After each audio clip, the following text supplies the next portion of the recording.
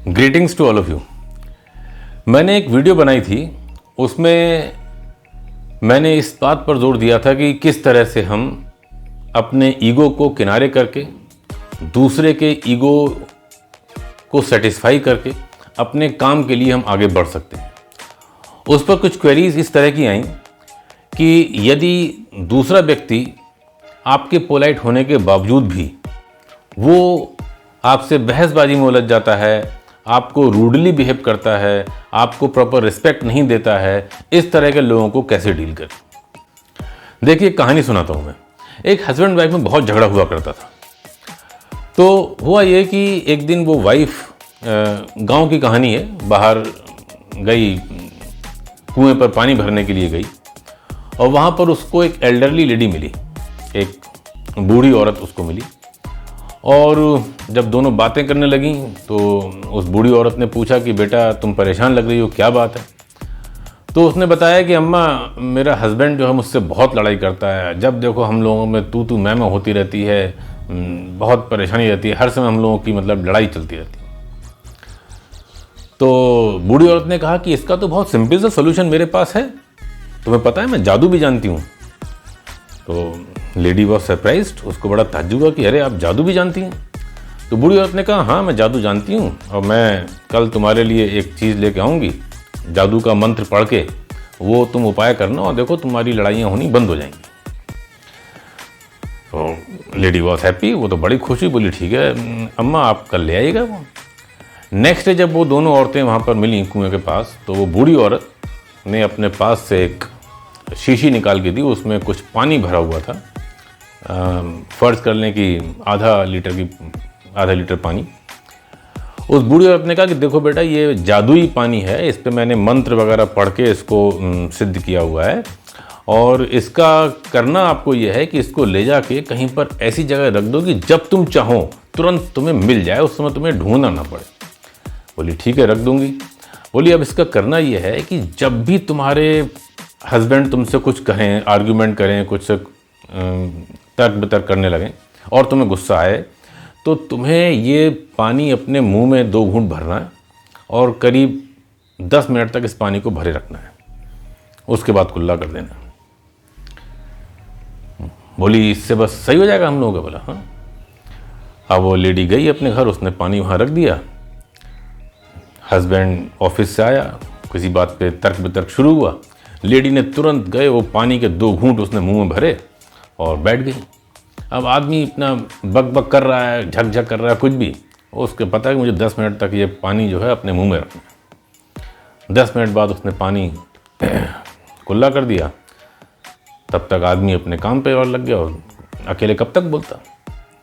ऐसा उसने जब आदमी को गुस्सा आया, जब उसने आर्ग्यूमेंट करना शुरू करा, लेडी ने वही अपने 2 घूंट पानी मुंह में भर लेती और बैठी रहती आराम से।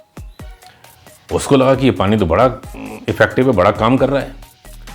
कुछ दिनों तक बड़े आराम से दोनों के दिन रहे, दोनों में कोई लड़ाई नहीं हुई, क्योंकि बाकी तो नॉर्मल बातचीत चलती, और जब लगता है लेडी को कि साहब ये तो आर्ग्यूमेंट की तरफ बढ़ रहा है, झगड़े की तरफ बढ़ रहा है, तो वो अपना 2 घूंट पानी मुंह में लेके बैठ जाती। जादुई पानी ने काम कर दिया। अब पानी खत्म होने लगा, एक दिन पानी खत्म हो गया। तो वो लेडी दोबारा जब कुएं पे मिली उसी बुढ़िया से, तो उसने कहा कि वो माता जी मेरा वो पानी जो है वो ख़त्म हो गया है, जादुई पानी जो आपने लाके मुझे दिया था वो ज़रा दोबारा आप जादुई पानी लाके दे दीजिएगा। तब उस बुढ़िया ने कहा बेटा वो पानी कोई जादुई नहीं था, मुझे कोई जादू नहीं आता है, वो पानी केवल एक सादा पानी था, नॉर्मल वाटर था। ये सिर्फ तुम्हें ये सिखाने के लिए कि जब किसी एक व्यक्ति को गुस्सा आ रहा है, वो आर्ग्यूमेंट कर रहा है, तो आप उस समय उससे आर्ग्यूमेंट ना करें, आप अपना मुंह बंद करें, चुप हो जाए। एक चुप 100 को हराए। इसको इंग्लिश में कहते हैं speech is silver but silence is gold. Speech अच्छी बात है लेकिन मौन ये तो 100 रोगों की दवा है। तो लेडी की ये बात समझ में आ गई। उसके बाद जब भी आर्ग्यूमेंट शुरू होने को होता, लेडी अपना मुंह बंद कर लेती, चुप हो जाती और वो समय निकल जाता और सब नॉर्मल रहता। तो कहानी से ये सीखने को ये मिलता है कि अगर कोई व्यक्ति अननेसेसरी आपसे आर्गुमेंट में उलझना चाह रहा है, आपसे तर्क बितर्क कर रहा है, तो आप उससे आर्गुमेंट ना करें। तर्क वितर्क से कोई फ़ायदा नहीं है। वो व्यक्ति जो आप अपने तर्कों से उस व्यक्ति को समझा सकते हैं जो समझना चाह रहा है और जो जानता नहीं है। लेकिन जो सब कुछ जानता है और समझना नहीं चाह रहा है, आप उसको नहीं समझा सकते।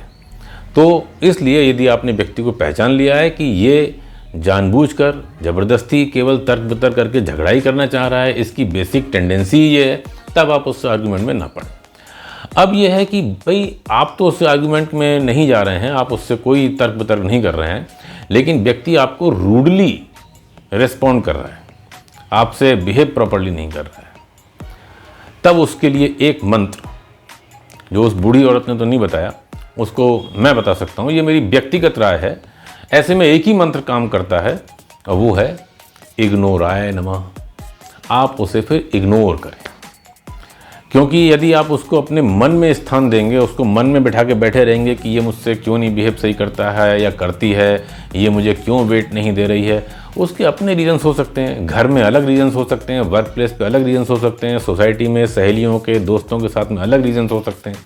तो यदि कोई व्यक्ति अननेसेसरीली बेवजह आपको रूडली बिहेव कर रहा है, तो ये भी हो सकता है वो आपको मेंटली डिस्टर्ब करना चाह रहा हो, या वो आपको छोटा दिखाना चाह रहा हो, उसके अंदर इन्फीरियरिटी कॉम्प्लेक्स हो, तमाम तरह, मतलब ये रीज़न्स होते हैं।